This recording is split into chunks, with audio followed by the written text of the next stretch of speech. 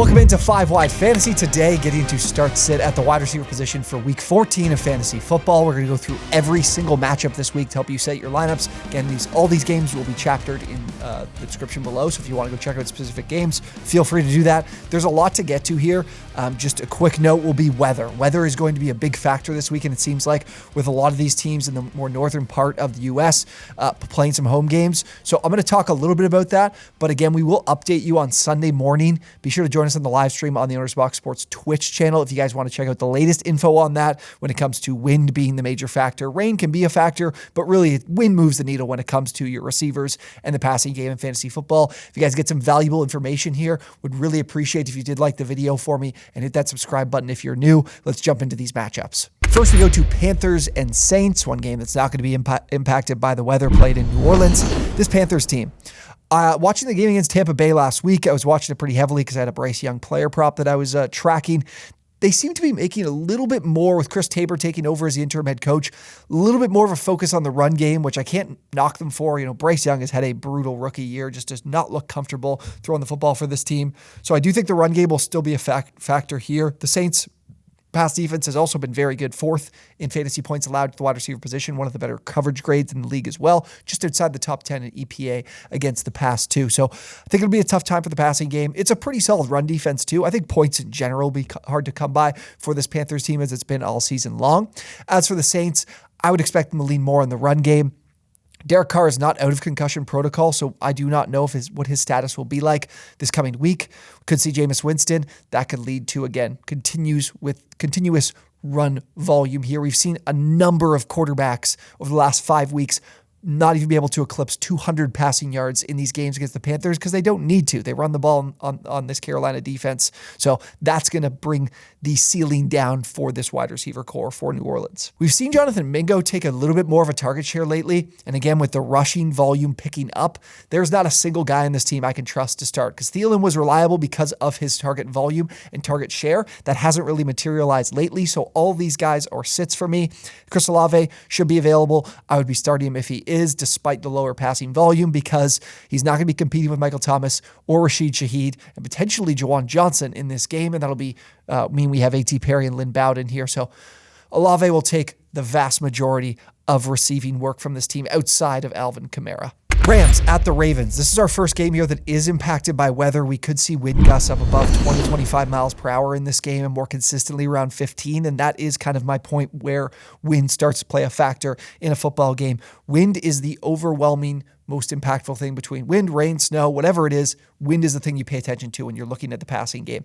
Now, the Ravens, very good defense too. 2nd fantasy points allowed to wide receivers, 2nd in EPA against the pass, and have been very difficult for slot wide receivers. I'm looking at you, Cooper Kupp, who's had a very tough little run here. And then for the Rams, pretty solid defense all around. They're outside the top 10 in fantasy points allowed. PFF just does not respect this team whatsoever. It's crazy some of the grades they give them, whether it's against in their pass rush or in their coverage.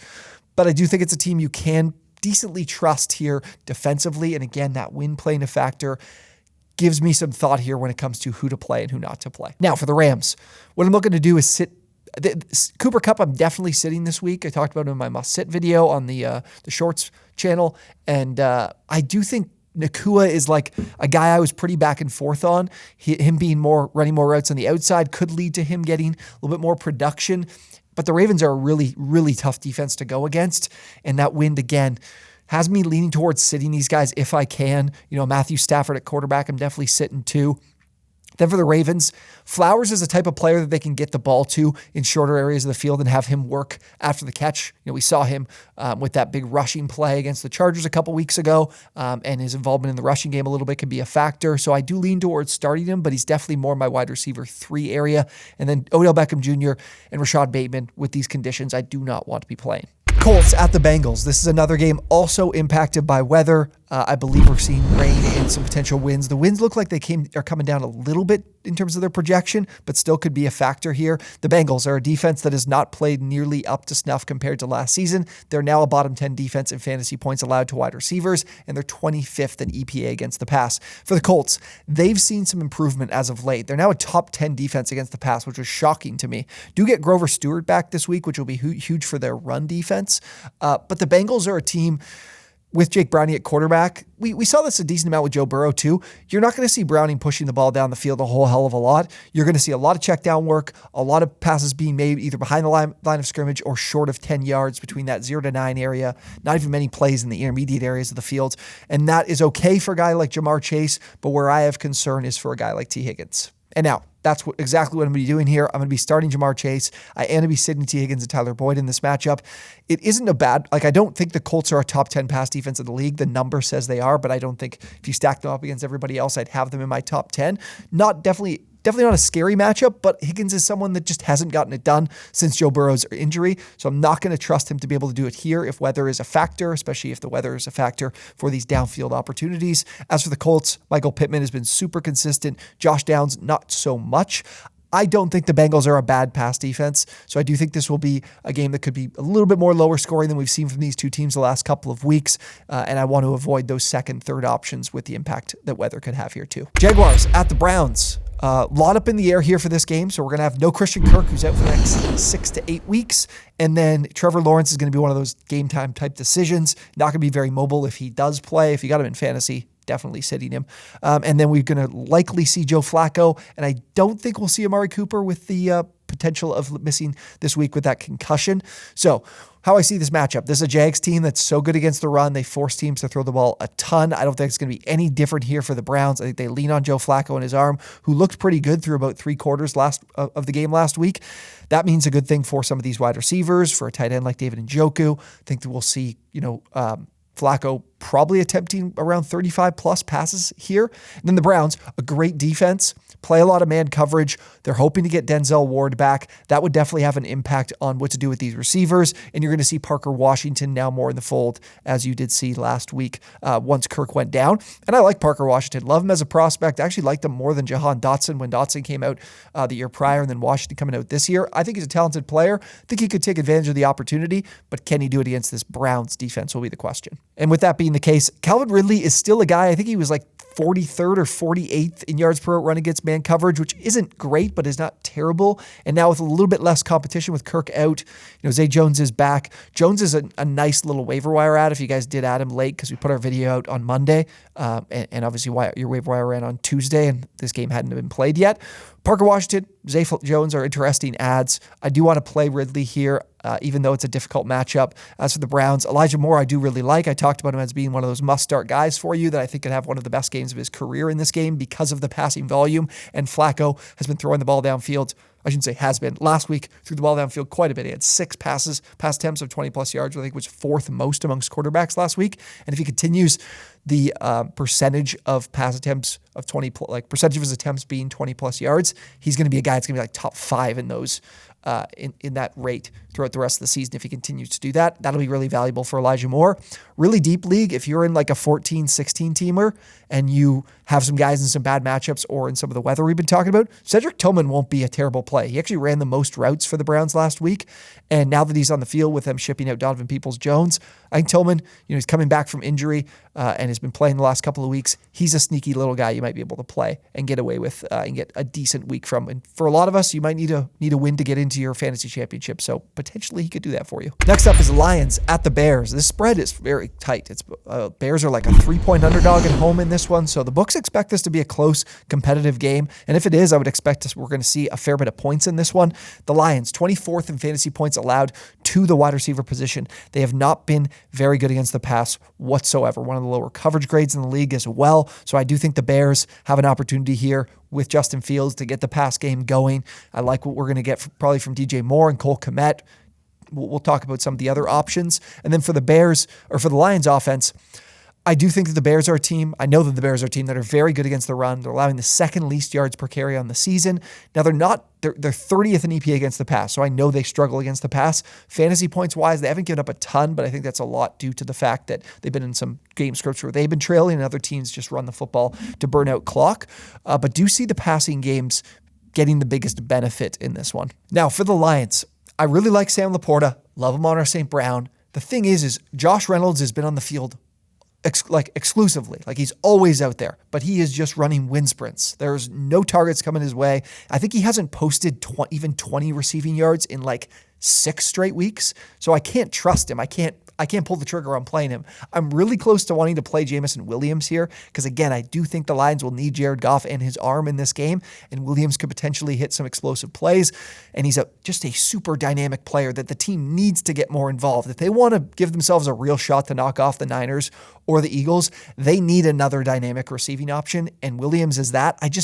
The team has not done it yet, so it's really risky to play him. If you need upside, Williams really does present that. So if you're an underdog in a matchup, I honestly think that Williams could be a decent flyer to take, but at the same time, he could give you a complete dud. Like he could give you 2 fantasy points, like 1 catch for 15 yards. So it's risky, but there's potential to do it. I do have him listed as a sit right now. As for the Bears, DJ Moore is going to be a great start for you. Darnell Mooney is risky. I can't trust, I can trust the risk. I think the risk is appropriate for Jameson Williams because you have a great quarterback. Mooney there could be a lot of passing volume here, and Mooney could have the potential to benefit from that. But then we have Justin Fields at quarterback, who is a passer I just can't trust. So he will be a sit for me this week. Bucs at the Falcons. We've got a rematch here, a big game in the NFC South. As if the Bucs win this game, they're going to be tied for the first spot in the NFC South with the Saints, potentially the Saints if they win, and then as well as the Falcons. So I do think the Bucs are a team that are reeling a little bit here. Obviously beat the Panthers last week, but they're dealing with some injuries. I don't think we're going to see Vita Vea or Devin White, and then potentially no Jamel Dean as well, which will have an impact on their defense. And I mentioned in our picks video we posted earlier today that Desmond Ridder's actually been pretty good against the blitz. I think he was 8.1 yards per attempt, 63% completion percentage. Both of these were like top 10 in the league. So I think we could get enough from Ridder here for the passing game. The Bucs obviously have struggled against the pass because they've been really good against the run. 29th in fantasy points allowed to the wide receiver position. But if they're missing Vita Vea, the run game might find more success. We might not get a ton of volume from this pass game as we really haven't all season. As for the Bucs, the Falcons, really good run defense, also good against the pass. 7th in fantasy points allowed to wide receivers, have played some underwhelming opponents as of late, namely the Jets last week. But I do think it's going to be a tough matchup for the Bucs, but I think the passing value will be a little bit higher than normal in this particular game. And now what that means for me, Mike Evans, Chris Godwin. Godwin saved his week with a touchdown. We were sitting him last week. Obviously, if you did play him, you survived, got yourself maybe like 9 fantasy points from him because I think that was his only catch of the game was that touchdown. But this week, I think we'll get more volume and more of a leaning on the pass game that they just didn't need whatsoever against the Panthers. Legitimately, the only thing that impacted the game or had a major impact on the game passing-wise was the Mike Evans 74-yard catch that got him down to the 1. Otherwise, they weren't throwing the ball much. Here, you get a little bit more of that. And then with the Falcons, I do like Drake London this week because, again, the Bucs are pretty solid run defense. Desmond Ridder's been pretty good against the blitz. The Bucs are blitzing at one of the highest rates in the league, so can feel comfortable playing London after sitting him last week. Texans at the Jets. This is a game I've really been struggling with in terms of what do I want to do from a fantasy perspective, but let me tell you why. So breaking down the matchup, we know CJ Stroud, who's attempting, I think, the most or the second most deep balls on the season, and he's been surgical with them. He is an insane, I wish I had the number down, but his completion percentage is by far the best in the league on passes of 20-plus air yards. But the Jets, they're outside corners. Sauce Gardner against Nico Collins with Tank Dell out of the fold now with his injury.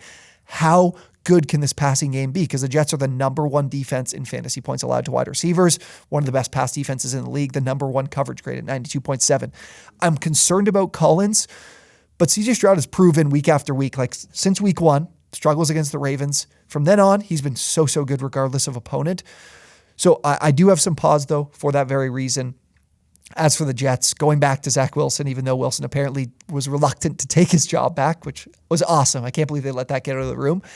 The Texans have been pretty good against the pass this year. Top 10 coverage grade, 13th in fantasy points allowed.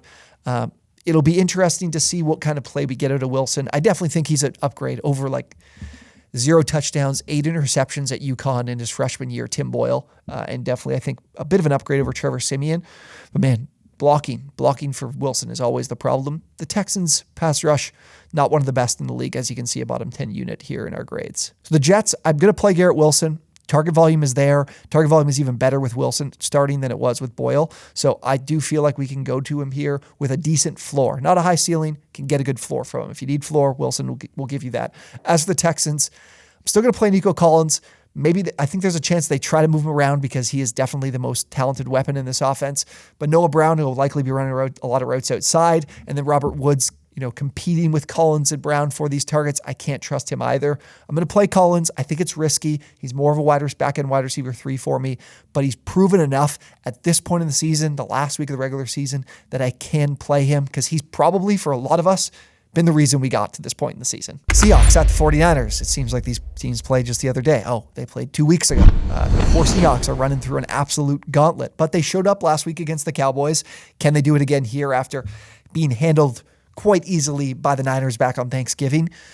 Seahawks are really falling off here defensively, 25th in fantasy points allowed to the wide receiver position, so you can find some success there. Not a terrible unit otherwise, like more middle of the road in terms of some of these other grades that don't have to do with fantasy points. And then for the Niners, really good pass defense. The thing is, they're even better against the run, so you're seeing teams throw the ball a little bit more, which is why they're almost on the precipice of being a bottom 10 unit in fantasy points allowed to wide receivers. So expect volume here for this Seahawks team. And Geno's been quite a bit better playing against teams that like to play a fair bit of zone coverage than man. So this is what the 49ers like to do. I could see him bouncing back after a really bad week a few weeks ago against the Niners. With that being the case, feel good about DK bouncing back after the bad week against the Niners. He did in a huge way against the Cowboys last week. I think he can keep it going here. Lockett will be someone I'm going to go to as well. Very, very high floor. Can we get the ceiling from him? Can the Seahawks stay in this game? I think the passing volume will be very high, though, with Charbonnet and Walker banged up and questionable for this game. And then for the Niners, not a lot to talk about. Debo, Ayuk, those are guys I'm definitely playing week in, week out. This is why Ayuk was the guy I said would be a second-half league winner, because these matchups are great, and obviously this offense is motoring. We'll see what they try to do and build up this Brock Purdy MVP hype. I mean, eventually, you see it in college. I think you see it in the NFL too. This is a team that might want to, build that resume up for Purdy as well, but I definitely think the passing game can find some success here too. Vikings at the Raiders. Game doesn't have too much juice. Josh Dobbs and Aiden O'Connell. This is a bad week when it comes to backups, man. This is the thing that was battling when I was setting up the wide receiver matchups, was like, I can't list all these guys as sits. Like, you got to play somebody, and these backups are making it so tough. This could be a really low-scoring week in fantasy football. But the Vikings are a team that have been very good against the run. As a result, you're going to see teams throwing the ball a little bit more. That's why they're 22nd in fantasy points allowed. Don't generate much of a pass rush. They lean on the blitz. O'Connell, looking into his numbers, was not too bad, actually. So that is a good sign for you if you're looking to play these receivers. Could see these top guys being relied on quite a bit to get the ball out quickly. Jacobs will certainly struggle to run it, so you could see O'Connell's arm being leaned on in this one. And then for the Vikings, The Raiders are now outside the top 10 in fantasy points allowed to wide receivers. I think the Vikings will find success, though, on the ground, because that's been the Achilles heel for this Raiders team all season long. We should still get some volume. Justin Jefferson is going to be back. What do we want to do here with, obviously, we got 3 pretty talented players to work with in this Vikings team. What I'll be doing is playing Justin Jefferson. I'm going to be sitting Jordan Addison. The Raiders have been actually a very good unit when it comes to taking away the downfield plays and passes of 20-plus yards. And when Jefferson was playing, that's what Addison's role really was the downfield target. Raiders have done a great job taking that away. I think they continue to do that here. And then, of course, we also have Jefferson just eating into the target share to a really high level. So I'm talking about wanting to be a 1,000-yard receiver by the end of the year. That's kind of the new goal. He's up over 500. I think it's still capable with Dobbs at QB. And then Hawkinson, obviously, is the other guy. Like, this is Jefferson, Hawkinson, Addison. I think that would be the role, I would say. And then we'll see a little bit more rushing volume than normal, I think, with how bad the Raiders have been against the run. Then for the Raiders, Devontae Adams is a guy I'm not going to be sitting here. And then with the increase in pass volume, and we saw the good week from Myers out of him running a lot of his routes out of the slot, I could see him getting something similar in this particular game, because, again, the Vikings weaker against the pass, and the blitzing makes it so O'Connell might have to get the ball a little bit quicker over the middle of the field, and that's where Myers lives. So I don't feel like he's going to be a top 20 guy, but still feel like he can give you some decent return. Broncos at the Chargers. The Chargers a short favorite in this game. Seem to be favored way too often in this team. The Broncos are playing better football for sure. But an opportunity for the Chargers run game to get right. I know Brandon Staley was speaking about potentially, getting Joshua Kelly some more opportunities, not having Eckler just being the de facto number one for good reason. Like, Eckler has been absolutely horrible. His stat line last week was hilarious. I think it was 11 rushes for 18 yards, or maybe 11 rushes for 14 yards. Horrible. But the passing game can still find success. I thought there was a chance Pat Surtain was going to miss this game, but he was back limited in practice, so I think he will be fine. And we've got an opportunity here for the Broncos and their pass game to find success. The Chargers, 30th in fantasy points allowed to wide receivers on the season. The Broncos are 28th in EPA against the pass, despite being a top 10 fantasy defense. It's because teams can really run it on them. The Chargers have shown no signs of being able to run on anyone, so we could still see their pass game being relied upon here. And I don't think the fantasy points allowed is too much of an indication of the quality of this Broncos pass defense. I think Herbert can still find success there. Now, it's been tough sledding for Jerry Jeudy all season long. We talked about this preseason. I loved Courtland Sutton. I wasn't as high on Jeudy, but I think this is an opportunity for Jeudy to find some fantasy success here because the Chargers have been pretty stout against the run this season, and I do think that Jeudy has the opportunity to create some explosive plays here. Chargers have been notorious for giving those up. That's why Sutton's going to be a great play for you. He's going to be, for me, like a borderline top 12 guy in this particular matchup, especially if we get points. We know what Sutton does in that area of the field too. And then for the Chargers, it's Keenan Allen and nothing else, as it's going to be for the rest of the season, as it's been for weeks. And now our last game before we get to prime time, Bills, Chiefs. Very excited for this one. The Bills desperately need this game. Thanks to that Steelers loss, they can really get back into the playoff race with a win here and really, really need it. Got a Chiefs team that, has not been playing good football lately. We're coming off the loss to the Packers too. So the Chiefs have been a team that can really take away the outside part of the field or take away performances from outside wide receivers. We obviously see Diggs and Davis being those two guys. Do we see do we see them being able to take away one of these two guys with a Jarius Sneed in coverage? I'm not completely sure, but on the season, the Chiefs are the number 3 defense in EPA against the pass. The Bills are top 10 in fantasy points allowed to receivers. Honestly, defensively, either of these two teams, I kind of throw it out the window because of what they're capable of doing offensively and what they've done in matchups prior.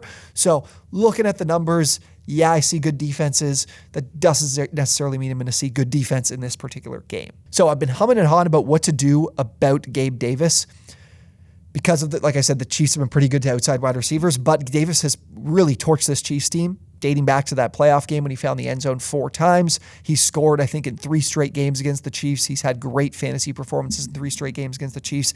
I'm going to play him here, especially now with Dawson Knox's return. You're probably going to see Khalil Shakir on the field far less because that's what the team was doing before Knox's injury, and I do feel like the team likes Knox quite a bit. So you're going to see both Kincaid and Knox on the field and Shakir on the field a fair bit less. That's going to give Davis a little bit more of a bump in my mind too. And then for the Chiefs, it's always just Rashee Rice, consistent go-to guy. Love what he's done this season. And then the rest of these options are players that are far too risky and aren't nearly talented enough for me to trust them. Sunday night, Eagles at the Cowboys. Excited for this game as well. A rematch from what was an instant classic not too long ago. Very clear, in terms of description of this game and of what you want to do with your fantasy assets. Eagles. Everybody's throwing the ball against them. They're dead last in fantasy points allowed, 2 wide receivers on the season. The run defense has shown that it's not quite as elite as I think we all thought it was through the first half of the year.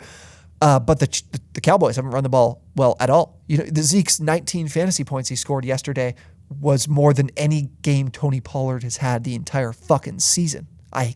Tony Pollard, permanent ban for my fantasy team. He's killed me this year. Reason why I'm still battling for a playoff spot in a couple leagues. So I do think you'll see Dak leaned on quite a bit. His arm leaned on quite a bit. Last time these two teams played, I bet Dak's over. It was 250.5. He is listed at like 295.5 in this game. Expectation is he throws the ball a ton. Now for the Eagles and their attack, the run game hasn't been super effective for them lately. When they're in competitive games, they like to lean on Hurts and his arm and throw the ball a lot. I think they will here, despite the fact the Cowboys have been one of the league's elite pass defenses this season. They're still very good against the run too. So it's kind of a pick your poison type of deal. I think the Eagles would go with the pass game. Doesn't have too much of an impact on what to do with your Eagles receivers. A.J. Brown, Devontae Smith are guys I'm going to be starting. But for the Cowboys, feel good about Brandon Cooks. He scored a touchdown in 4 straight home games and basically has been one of the best receivers in fantasy football. I think he's the wide receiver 13 since that game against the Eagles where he had a little bit of a struggle. I definitely think he bounces back here from that previous game against them and puts together a great week for you. Definitely look to start him here. Our Monday night doubleheader. These games stink, though. At least we have 2 of them, so we can pick which one might look a little bit better halfway through. Packers at the Giants. No Christian Watson. He already basically made that clear on like Tuesday or Wednesday that he's not going to be playing in this game. The Giants, defensively, still a struggle here. 28th in fantasy points allowed to wide receivers. There's nothing really they excel at between pass or run, so it's kind of whatever you want to do, I think he can do against this defense. But for the Giants and their offense, Packers, good pass defense. They're actually 5th on the season in fantasy points allowed to wide receivers, and kind of moving their way up in some of these other metrics between their coverage grade, their pass rush. You could see this team have some success defensively here against the pass, and they've struggled against the run, so I think you'll see a lot of Saquon Barkley. And again, for another week, and probably the rest of the season, the Giants are a team not to look at when you're looking at wide receivers. Wan'Dale, I like to see that he's on the field a lot more. I think he's the most talented guy of the group, but he's very unlikely to generate a 80 receiving yard type of game, and he's not much of a red zone threat. So none of these guys I want to be starting. And then for the Packers, A.J. Dillon at running back I just don't think is a great runner of the football, or really just a great player, elite player. We could get Aaron Jones back, and if we do, it will probably lean me towards sitting Jaden Reed. But because of the run game not being super effective, I think the Packers continue to move the ball with love in the passing game. And Dobbs is a guy that's been a consistent red zone target. Reed has grown in his red zone role and just grown overall in his target share. So these two guys could be sneaky, solid starts in this game. And I think, we could get one of these two guys finding a really explosive game. It's just tough to pick out which one, so I do want to start both. Titans at the Dolphins, big spread in this game. The Dolphins, I believe, are like a 13-point favorite here. Titans' run defense is pretty solid. Can they slow down this Dolphins team with Devon Achane and Raheem Mostert? We shall see. But the pass game is where they've really struggled. Tyreek Hill can get himself well pacing this Calvin Johnson record with just a few games left in the season. They're 26th in fantasy points allowed, 29th in EPA against the pass. Tua, Waddle, Tyreek could have a huge game here, just kind of whether or not they want to take their foot off the gas. Because again, big favorites in this game. Titans could find some trouble against this Dolphins defense, which is just elevating week after week after week. They're top 5 in EPA against the pass now. They're number 1 since Jalen Ramsey has returned. The Dolphins are one of the better coverage grades now in the league. Fantasy points wise, right in the middle of the road, because again, a lot of teams are trailing when they're playing the Dolphins, so they do lead on the pass game. Now with the Dolphins, very simple. Tyreek, Waddle are starts. With the Titans, DeAndre Hopkins had 12 targets last week, found the end zone. I think the pass volume will be high here. Hopkins is a dominant guy for this target share because it's like Nick Westbrook-Akine, Chris Moore, Kyle Phillips, Chiga Okonkwo. There's not a lot of talent here to go around other than Hopkins. Levis will lean on him. And I think the run game will struggle a little bit. So I actually feel pretty decent about Hopkins and the floor he gives you, and potentially could give you still a decent ceiling with how high of a pass volume I expect to see in this game. Okay, that's every single matchup for Week 14 of fantasy football. Guys, again, we'll update you on some of the latest stuff, injury-wise, weather-wise, on Sunday morning, 11 a.m. Eastern time. We're live on the OwnersBox Sports Twitch. Drop us a follow there. I will include that in the description, and I'll get in the pinned comments too, so you guys can check it out. But if you guys have questions, player to player, who should start, who should sit, happy to answer those in the comment section down below. Definitely drop them. Would love to interact with you guys. Appreciate you so much for watching, and we will see you on the next one.